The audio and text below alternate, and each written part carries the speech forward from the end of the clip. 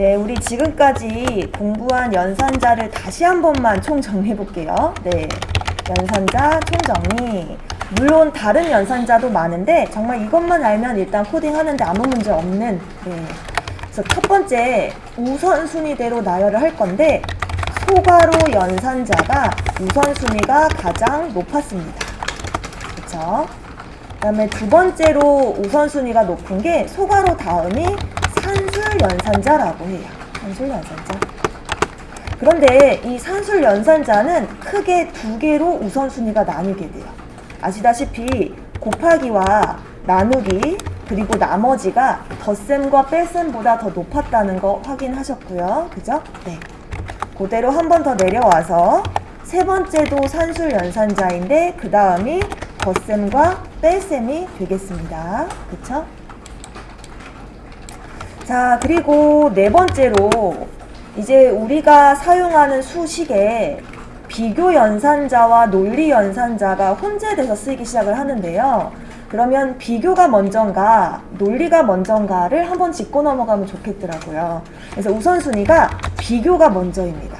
비교연산자가 논리연산자보다 우선순위가 높아요.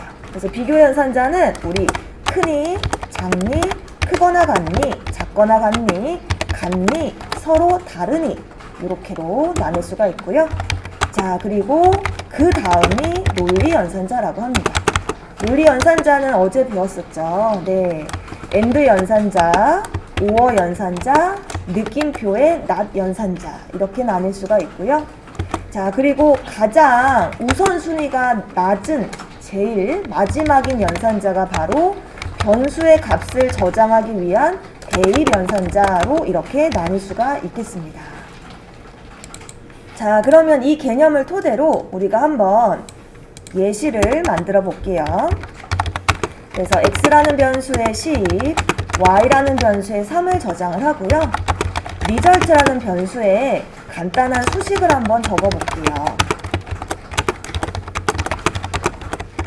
큰 의미는 없고요. 임의로 복잡하게 설정한 수식이라고 생각을 해주시면 되겠습니다.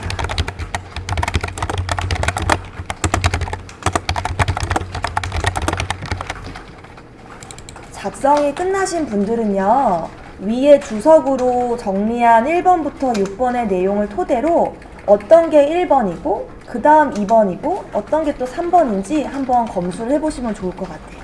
정답도 유추해 보시고 같이 한번 해석을 해보도록 할게요. 우선 우리 친구들이 요 수식에서 초심을 잃으면 안 되는 부분이 하나 있어요. 무엇이냐면 식의 연산의 방향이 왼쪽에서 오른쪽이라는 걸 일단은 잊으면 안 돼요. 네, 코딩은 왼쪽에서 오른쪽, 위에서 아래입니다. 자, 그러면 왼쪽에서 해독을 시작을 했을 때 지금 가장 근접하게 보이는 게 더하기와 그리고 비교 연산자예요. 그죠? 그러면 산술 연산자가 요 비교 연산자보다 우선순위가 높다라고 했기 때문에 이게 1번입니다. 그쵸?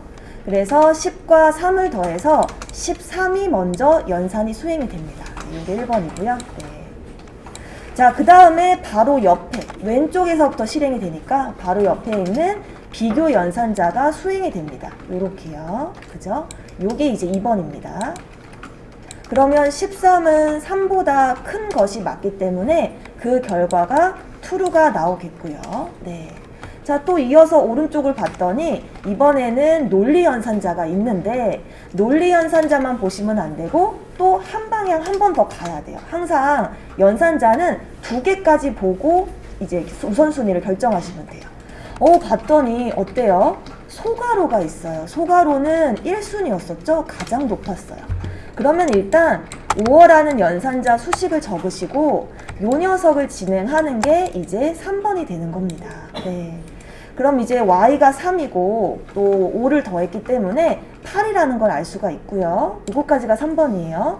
자, 그리고 이제 또 5어 연산자와 누구를 비교하냐면 곱셈 연산자를 또 비교하는 거예요. 그럼 역시나 산술 연산자가 더 우선순위가 높기 때문에 곱하기 7을 하는 게 이제 4번이 되는 겁니다. 네. 그래서 결국 87에 56이라는 수식을 얻게 되고요. 네. 자, 이제 마지막으로요. 5어 연산자와 비교 연산자가 있는데 역시나 논리보다 비교가 우선순위가 높았어요. 그쵸? 그래서 역시나 56과 35의 대소 비교를 하는 게 이제 5번이 되는 겁니다. 네. 그래서 56과 35를 비교했을 때 56은 35보다 작지가 않아요. 그죠? 그래서 결국 드디어 논리 연산자 옆에 false를 적게 되고요.